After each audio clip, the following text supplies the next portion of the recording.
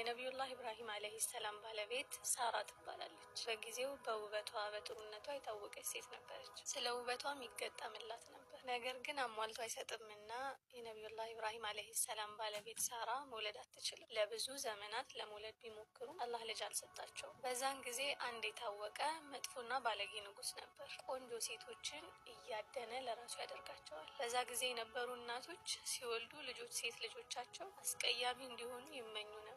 ከዚህ ንጉስ ለማትረፍ ከዕለታት በአንዱ ቀን ይሄ ንጉስ ስለ ሳራ ውበት ይሰማል። ወዲያውኑ አገልጋዮቹንም በመላክ ሳራን ወደ ቤተ መንግስት እንዲያመጡለት ያዛቸው። ወደ ቤተ መንግስቱ ነቢዩላህ ኢብራሂም አለይሂ ሰላም እና ሳራ ይሄዳሉ። ይሄ ባለጌ ንጉስ ከሳራ አጠገብ ወንድ ቆሞ ሲያይ ማነህ ብሎ በቁጣ ይጠይቀዋል። ነቢዩላህ ኢብራሂም አለይሂ ሰላም ቀስ ብሎ አሰብ አደረገና ወንድሟ ነኝ ይለዋል። ቆይ ሌላ ነገር ሳታስቡ ወንድሟ ነኝ ያለበት ምክንያት የዲን ወንድሟ ወይም በእስልምና ወንድሟ መሆኑን በመነየት ነበር። ምክንያቱም አንዲት ቆንጆ ሴት ያገባች ከሆነች ባላቸውን ያስገድል ነበር ይሄ ንጉስ። በዚህ መልኩ ነቢዩላህ ኢብራሂም አለይሂ ሰላም ከሞት ይተርፋል። እሱንም ከቤተ መንግስት በማባረር ሳራን ወደ ራሱ ይወስዳታል ማለት ነው። ይሄ ባለጌ ንጉስ ብልግናውን ለመፈጸም ወደ ሳራ መጠጋት ይጀምራል። ነገር ግን እቺ ድንቅ ሴት በአላህ ጥበቃ ስር ነበረችና በተጠጋ ቁጥር ሰውነቱ እንደ ድንጋይ እየከበደው ፓራላይዝ እየሆነ ይወድቅ ነበር። እንደገና ተስፋ ሳይቆርጥ በድጋሚ ይሞክራል። በድጋሚ አላህ ሰውነቱን ይይዘውና እግሯ ስር ይወድቃል። ከአንዴም 3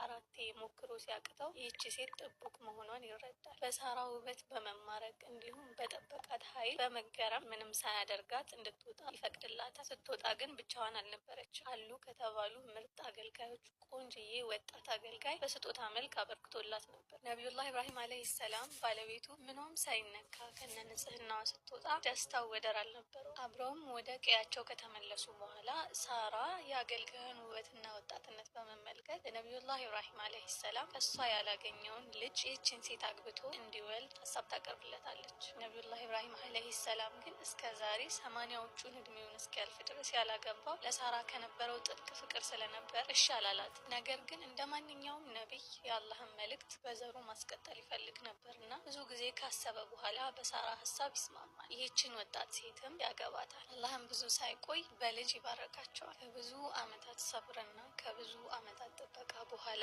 ነቢይ የሆነን ልጅ አላህ ሱብሃነሁ ወተዓላ ለነቢዩላህ ኢብራሂም አለይሂ ሰላም ይለግሰዋል። ከዛ በፊት ግን ነቢዩላህ ኢብራሂም አለይሂ ሰላም ያገባት ይህቺ ወጣት ሴት የታሪካችን ሜን ካራክተር ናት። ይህቺ ሴት ሀጀር ናት። ስለ ሀጀር መቼስ ሁላችንም እናውቃለን። እንግዲህ ነቢዩላህ ኢብራሂም አለይሂ ሰላም በእድሜዎቹ ማምሻ ላይ ስላገኘው ልጅ ደስታ መቼስ ማሰብና መገመት አንችልም። በጣም ኃይለኛ ደስታ ውስጥ ነበር። ነገር ግን ደስታውን አጣጥሞ ሳይጨርስ አንድ